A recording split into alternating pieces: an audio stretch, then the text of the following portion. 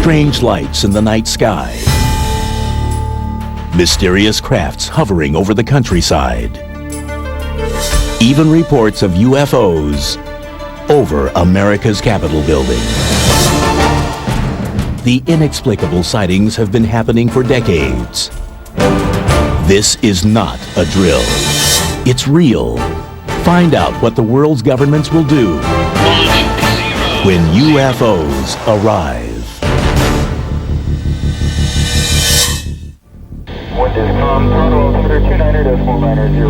February 27th, 1996. A commuter plane, Flight 5959, leaves Pittsburgh, Pennsylvania, heading to Saginaw, Michigan, just outside of Detroit. It begins as a routine flight, but then the plane encounters a UFO.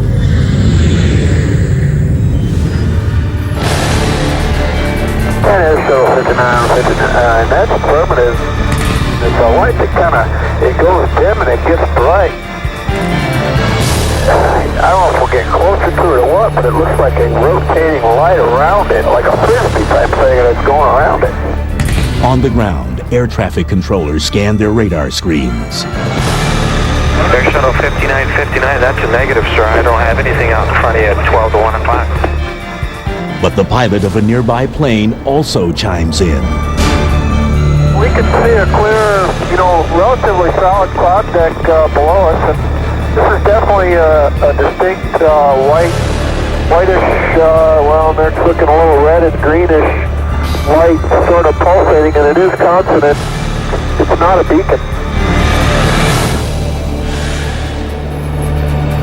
Suddenly, the pilot of Flight 5959 is forced to take evasive action.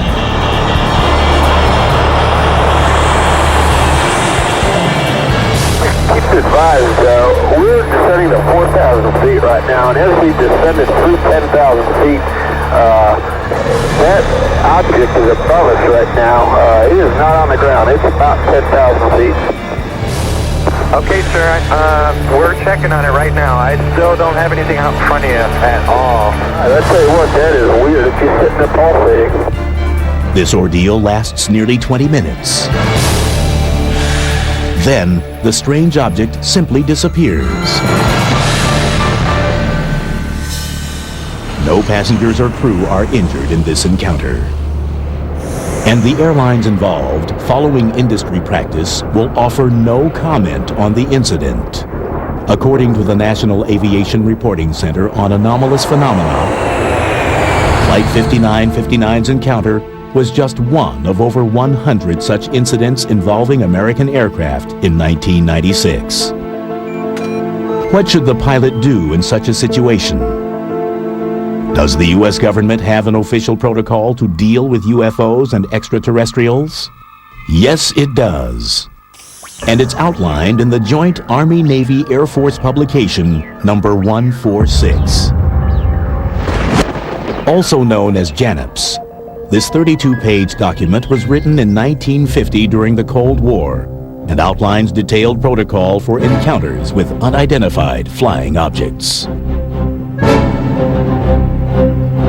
Joint Army-Navy Committee realized that America was vulnerable to enemy attack from the air and from space. And so the Joint Chiefs decided to institute an observer corps that was made up not only of military observers but civilian observers in the cockpits of civilian aircraft. So they required, with this official regulation, that commercial crews should report instantly, using radio means, anything that they couldn't identify.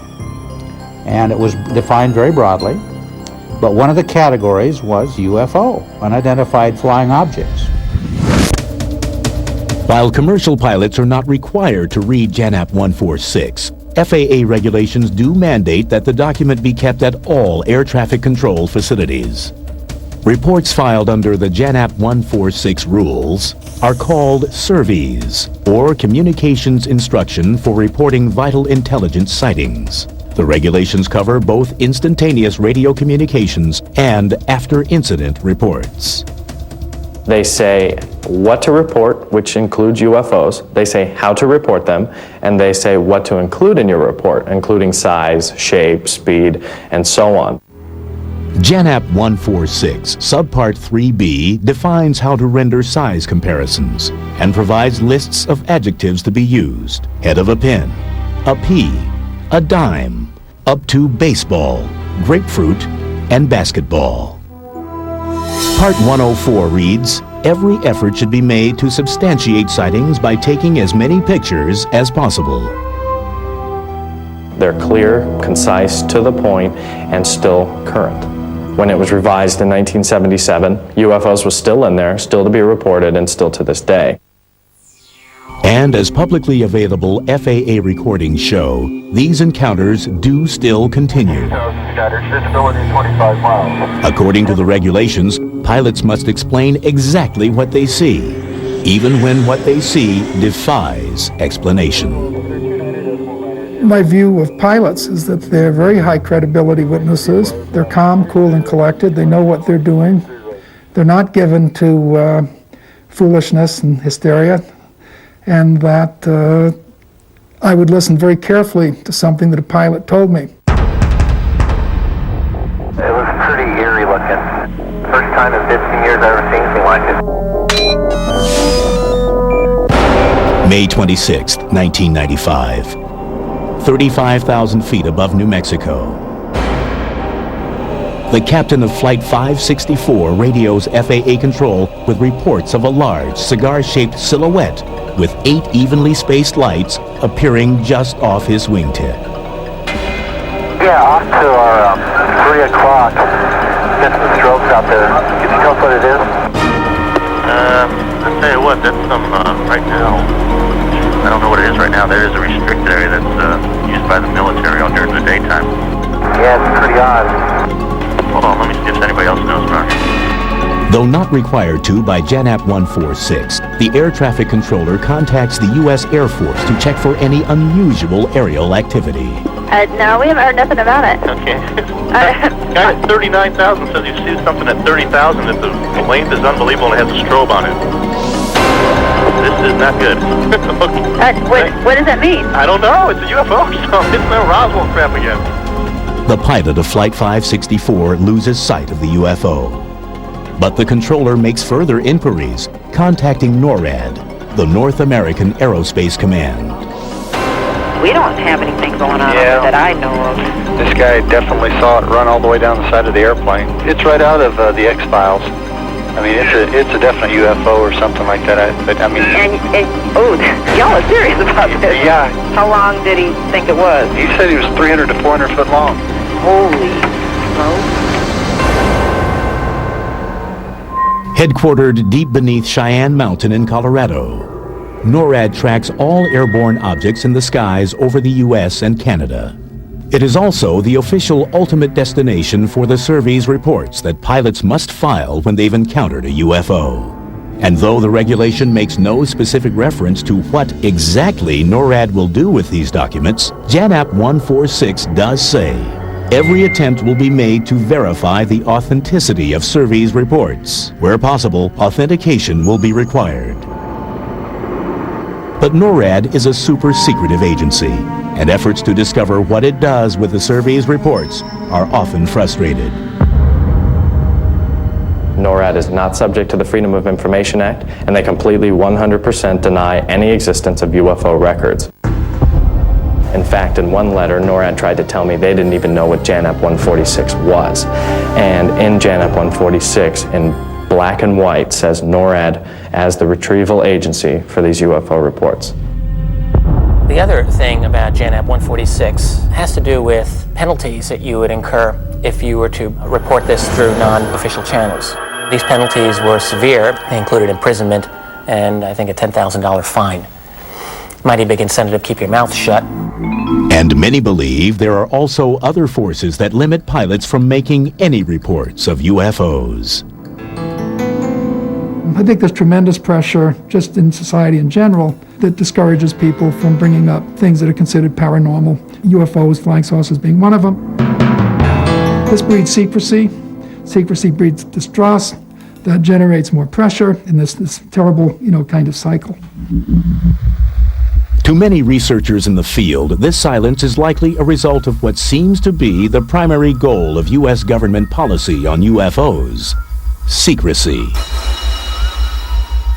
It seems clear from a lot of the government discussions of the problem of contact that they wouldn't make this known to the public if it happened. The general attitude of the government about not only about UFOs but many other things is just to play it safe and not tell the public what's going on. But many outside the government are increasingly certain that to play it safe, we need a detailed plan to deal with the UFO potential. When we return, if a fake radio broadcast can set off a panic, just imagine what a real alien invasion would do. May 30th, 1995, Nellis Air Force Base, Nevada. August 24th, 1990. Greifswald, Germany. July 6th, 1995. Tirana, Albania. Many researchers believe that with the increasing number of UFO sightings, it is just a matter of time before an irrefutable alien encounter happens. In that case, what plans do we have for dealing with them? What if the aliens are hostile, intent on conquering us? How will people react? A dress rehearsal for just such a scenario took place in 1938 during a radio broadcast to the eastern United States. Ladies and gentlemen, I have a grave announcement to make. Incredible as it may seem, those strange beings who landed in the Jersey farmlands tonight are the vanguard of an invading army from the planet Mars. War of the Worlds was a science fiction story written in the 1890s and broadcast by Orson Welles on his Mercury Theater of the Air.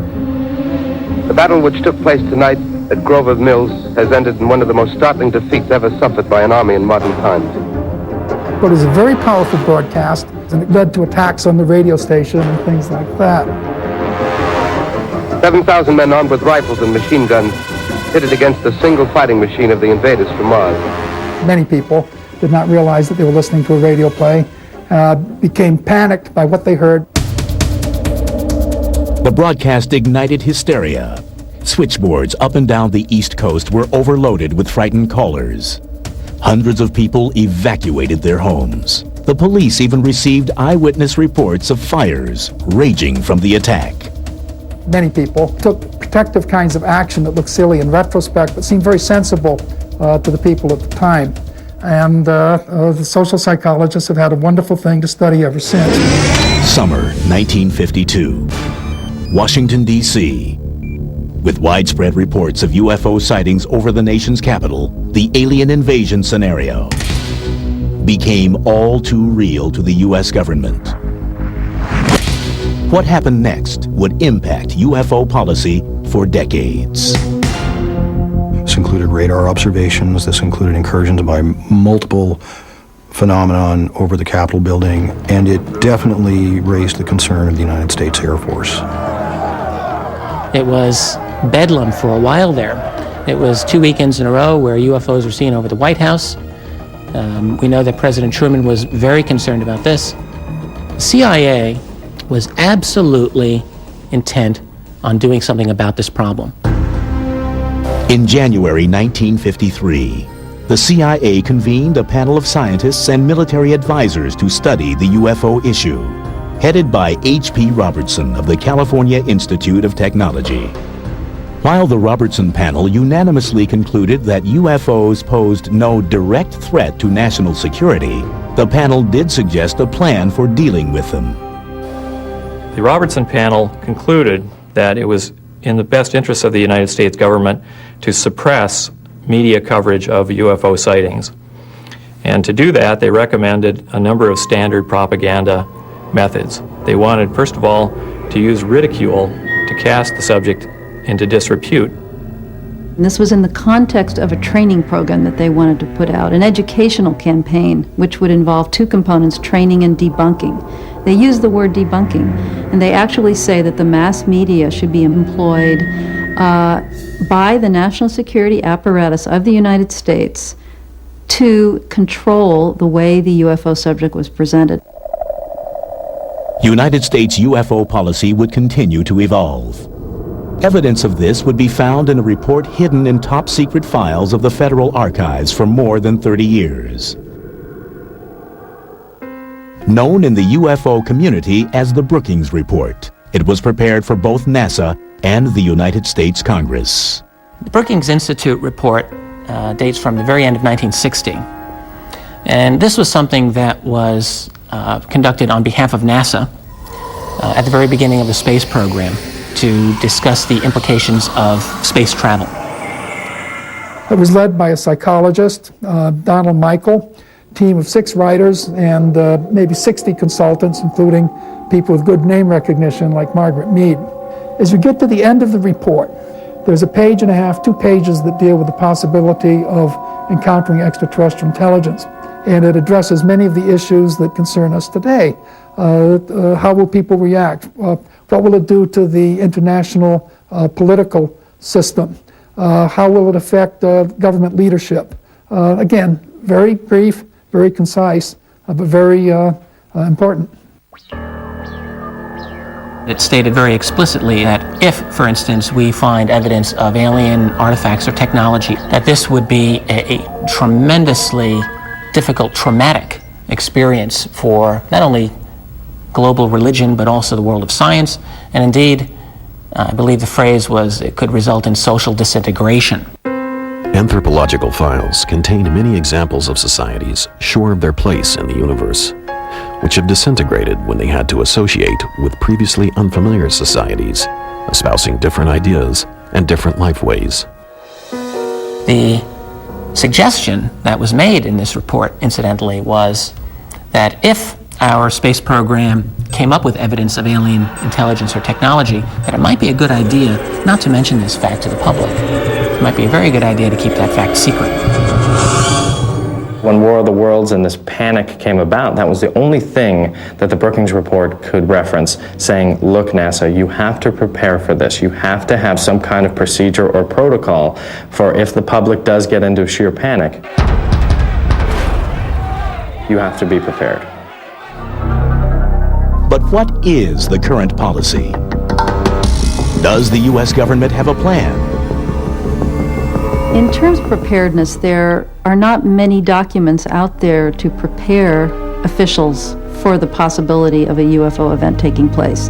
But amazingly, there is one such document in the United States. It's called A Firefighter's Guide to Disaster Control, and this is a book that's used in the Federal Emergency Management Agency's National Academy to train firefighters. The second edition of this book came out in 1993, and that book had a chapter on UFOs. Explicitly, what would an emergency specialist do in the event of a UFO-related crisis or disaster? It's really pretty amazing stuff to go into a book that was written under the FEMA umbrella. It would not be remiss to give some thought to the part that fire departments might play in the event of the unexpected arrival of UFOs in their communities. If there is an event like this, the firefighters and the police officers will be the first people on the scene. And they are instructed in this book to get in touch with the military. I don't think they'll be handling it by themselves for too long, but since they are the first ones on the scene, it gives some general guidelines. Among the dangers they listed, I believe, were to aircraft. So the knocking out electrical or navigational equipment was one such danger they indicated. Knocking out communications equipment. You may have engine trouble upon approaching the scene, and radio contact could be lost with your dispatcher. Well, there is definitely a concern about a physical object crashing or somehow impacting populations. Giving specific instructions like do not get too close to the UFO, do not touch the UFO, be prepared for radiation, be prepared for possible psychic effects. You might affect your mind in certain ways, you might feel sick. Some combination of air and ground units should be available to treat potential victims of unexplained aerial phenomena. And then it ends the chapter by outlining a scenario of a UFO crashing in a school. It actually says there are alien bodies there and you have to decide whether to rescue them or what to do with them. What would you do as a firefighter in such a situation dealing with such an unknown phenomena? With a good plan, good leadership, and adequate resources, you may save many lives in any disaster, including attack from possible enemies. But many researchers doubt this document is the comprehensive plan that the government has for when UFOs land in our neighborhood. There really aren't that many recommendations on what one would do. Well, the main thing that they say is if you have firearms, don't shoot at the vehicle. All right, well, I think that's probably very good advice. But beyond that, there's really not an awful lot that they recommend. It is the one document, I think, in the United States that we know about that indicates a concern that our officials be prepared for such an event taking place. This manual is apparently found in most firehouses throughout the country. I have looked into whether the police department has a similar manual, and I have been told that they don't. The military has no manuals that we know of like this. I'm sure that they do, that are not made public. Is there more than what is being made public? Surprisingly, other governments have contingency plans for ET's arrival. You also need to know that some governments are getting impatient with this. A perfect example is France. When we return, the French develop emergency procedures after strange lights descend on the neighboring country of Belgium.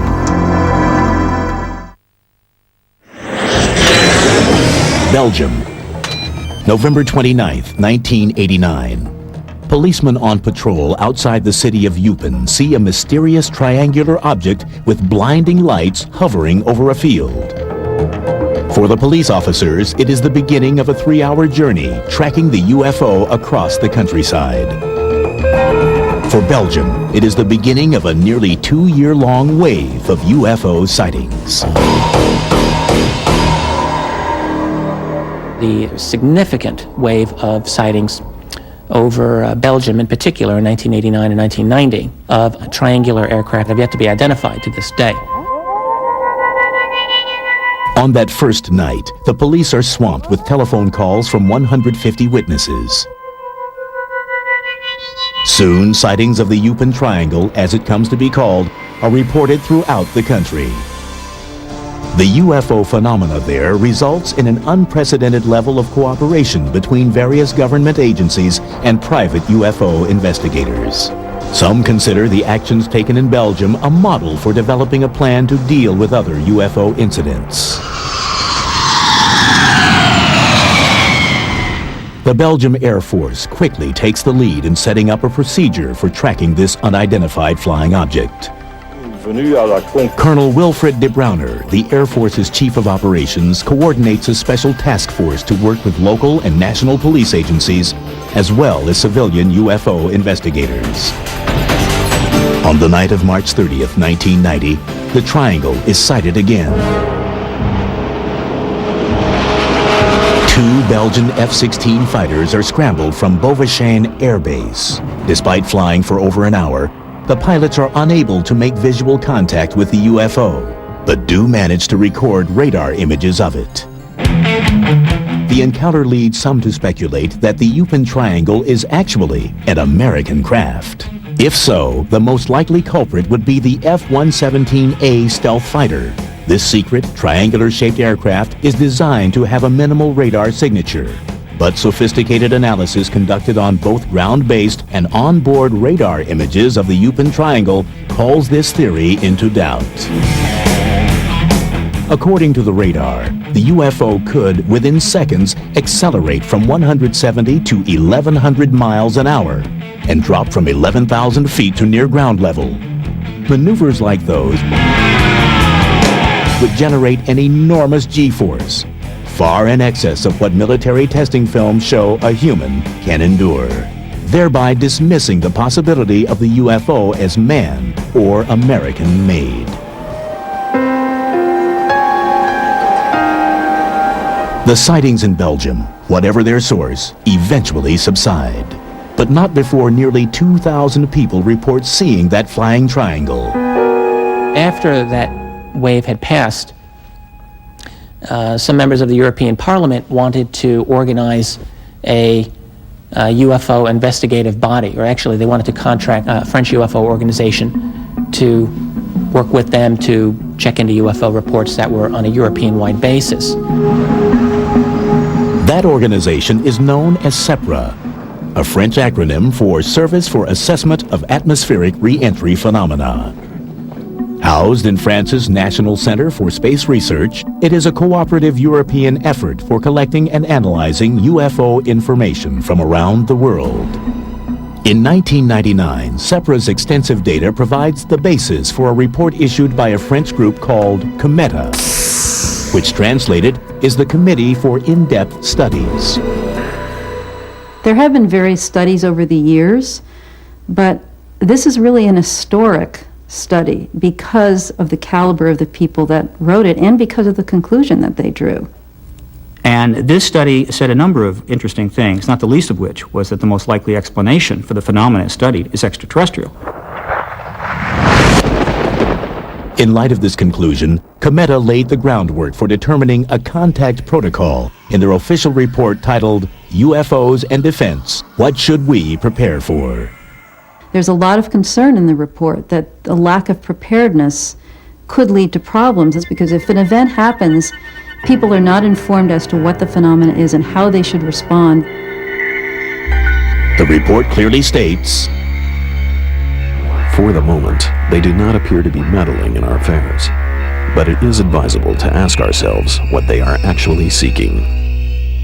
What should we prepare for? How should we prepare for it? And that's what, in fact, these military officials and government officials were trying to come across with, is that there had to be a preparation for this. If we do nothing, the very principle of defense and air intelligence would be called into question.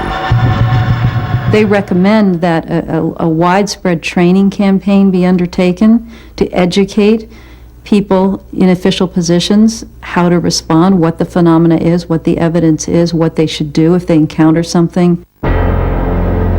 According to the report, those who must be utilized in this regard include meteorologists, space and aeronautical engineers, and air traffic controllers. Only the military controller has adequate equipment to detect a flying object that does not follow general air traffic rules, moving at the supposed speeds of UFOs.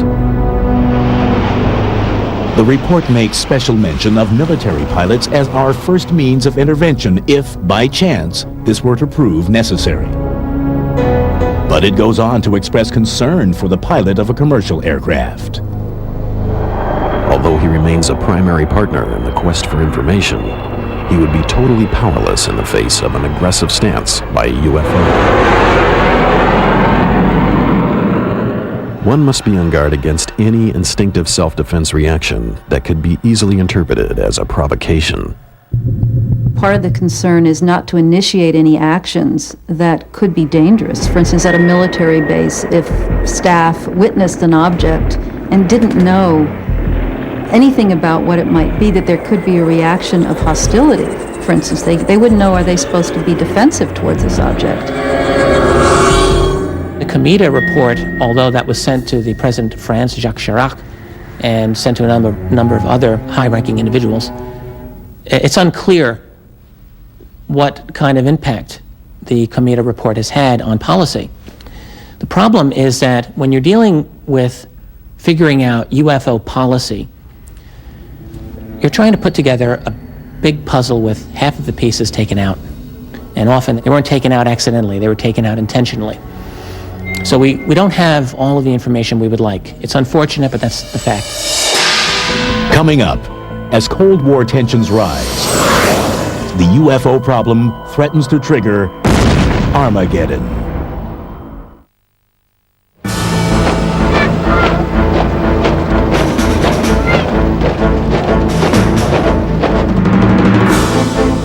The Cold War. Across the U.S. and the Soviet Union, missile detection systems stand vigilant, tracking all incoming objects, ready to unleash an awesome counterstrike should the unthinkable ever happen.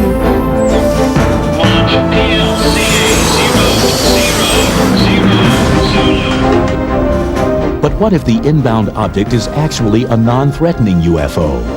Might fear of the unknown inadvertently trigger Armageddon? In 1971, just such a scenario was envisioned and planned for.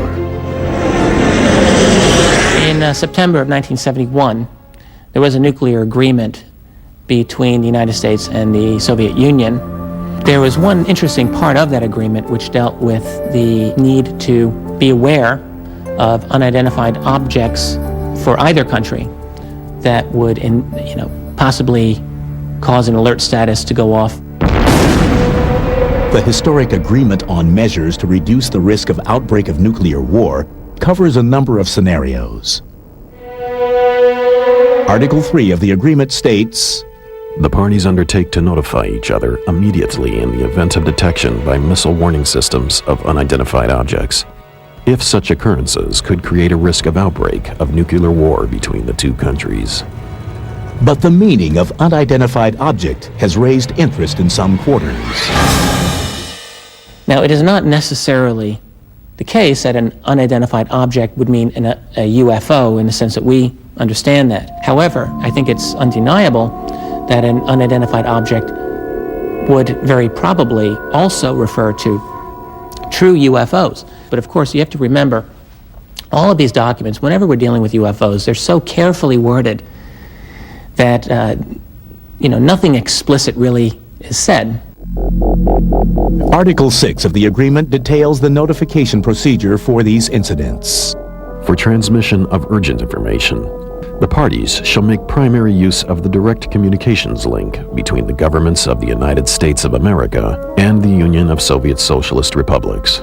But to use the direct communications link, the information first has to get to the highest levels of the U.S. government. And a protocol for making that happen also exists. Air Force Manual 10-206, most recently updated in June 2001, gives the primary reporting instructions for that branch of the military, which mans the country's missile detection system. Compliance with these reporting instructions is mandatory. Chapter 3 details operational status reports, referred to as OPREP 3. The highest priority in the OPREP 3 structure is given to reports denoted by the flag words Pinnacle Nuke Flash, indicating events which risk the outbreak of nuclear war. According to these instructions, included in these events is detection of unidentified objects by a missile warning system that appears threatening and could create a risk of nuclear war. These reports, both immediate voice reports and follow-up written ones, go to the Air Force Operations Center in the Pentagon, Strategic Command, NORAD, and the Chairman of the Joint Chiefs of Staff. Rapid reporting is imperative. Do not delay an initial report for lack of information. Due to the extremely time-sensitive nature of the Pinnacle Nuke Flash report, transmit these voice reports no later than 5 minutes after learning of the event.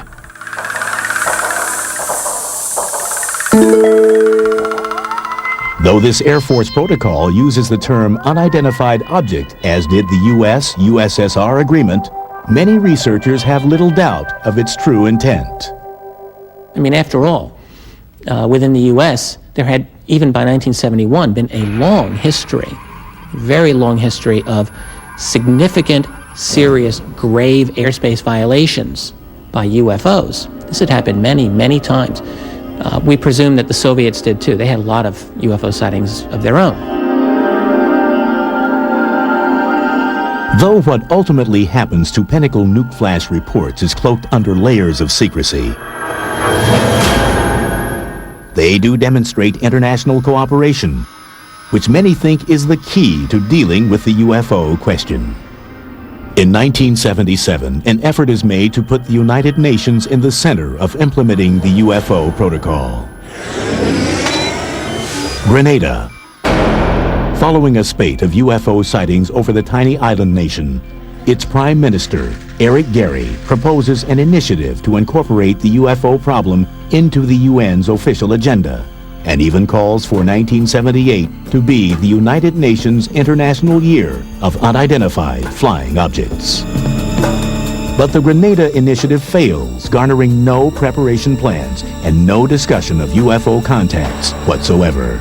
There are people that would prefer not to have any evidence of extraterrestrial life whatsoever, that it really violates their views of Earth, of how the universe works, of our sense of being distinctive and privileged by being what we are here on this planet.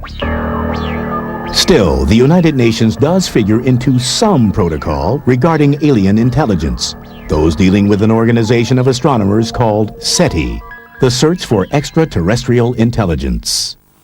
What the rules call for is, first of all, verification by different observatories, then reporting to various scientific agencies in the UN. Because the idea is that this discovery will be made, for all humankind. Coming up, a law authorizing the government to lock up people who have been extraterrestrially exposed. The search for extraterrestrial intelligence, or SETI, began in 1971 as a NASA program. It primarily uses radio telescopes located around the globe, pointed towards small sections of space to listen for anomalous signals sent by natural or extraterrestrial sources. SETI's kind of a fun program. Astronomers have told me that the odds aren't real high that we'll find anything out there, but I think it's a good idea. If we listen, we might hear something. If we don't listen, we definitely won't hear anything. Though the government stopped funding SETI in 1993, it continues as a private program. And should the search for extraterrestrial intelligence be successful and contact made, there is a plan for what to do. Called the Declarations of Principles Concerning Activities Following the Detection of Extraterrestrial Intelligence, the procedure calls for verifying plausible explanations, not making any public statement until evidence is credible, contacting the United Nations, and not sending any response to an extraterrestrial signal until appropriate international consultations have taken place. So even if it's a small possibility, I think it's worth it just in case we hear something unusual. That would be an exciting day.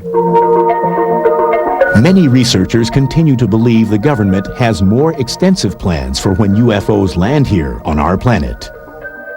But time and time again, official government secrecy surrounding the issue has stymied their efforts at discovering what these plans may be. The researchers in the field can only go so far because the government doesn't want it to go any further. In the absence of honest, straightforward, and open engagement, you grab anything you can and try to find a connection. Some researchers believed that a now repealed federal law called extraterrestrial exposure was that elusive connection. The law was passed by the U.S. Congress in July 1969, just days before the Apollo 11 astronauts landed on the moon. Tranquility Base here. The Eagle has landed. It authorized NASA to quarantine under armed guard any object, person, or other form of life which has been extraterrestrially exposed. But what does extraterrestrially exposed actually mean? That document, I think, has been greatly misunderstood and misquoted and taken to mean that it deals with alien life forms, for instance. Well, I first came to NASA in 1964 during the Gemini program and then on into the Apollo program that took us to the moon and back. Well, I remember very clearly the concern was that if there are microbes on the moon, we didn't want to bring them back here and then contaminate our planet.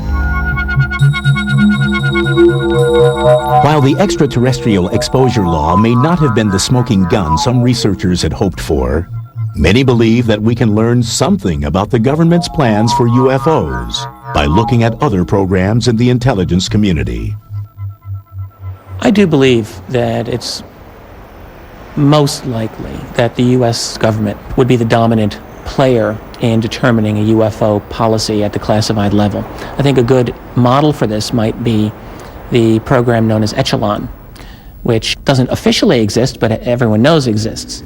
This is a electronic intercept program led by America's National Security Agency in conjunction with the NSA equivalents of Britain, Canada, Australia, and New Zealand.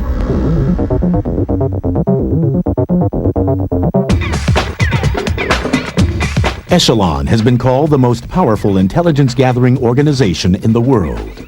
It employs an array of surveillance systems around the globe to intercept an estimated 3 billion communications every day, from telephone calls to emails. Though Australia has admitted its part in Echelon, the NSA still will not answer questions about it, even questions from Congress. Just as Echelon is a global program that is of very, very high levels of secrecy and importance and classification, so too I think it's likely that the UFO phenomenon has a similar kind of international organization that is in all likelihood dominated by American players. Meanwhile, the UFO question will not go away. For every unexplained flash of light in the sky, for every unidentified flying object, a new chapter is written. And for those whose jobs put them on the front lines, it's more than a passing curiosity. All I saw was just a couple real bright flashes of light. Anything that is sufficient to disturb or upset a pilot poses some risk to the aircraft, the passengers, and the cargo. And someone needs to look into it. Drill that starts from going counterclockwise, and the length is unbelievable. The government's documents certainly show that the government takes the subject seriously, that they're interested in it, and that they realize that it's real, regardless of what they say publicly. Given that, one would have to assume that they must have some concern about being prepared. There is far more information that the government holds on this subject than you can imagine, and I'm sure that it includes a whole regimen of protocols to deal with an ET-driven event. They're not going to publish that because, you see, that would be a little hard to explain in the context of their normal pronouncement that, what ET? I don't know. It's a UFO or something. It's that Roswell crap again.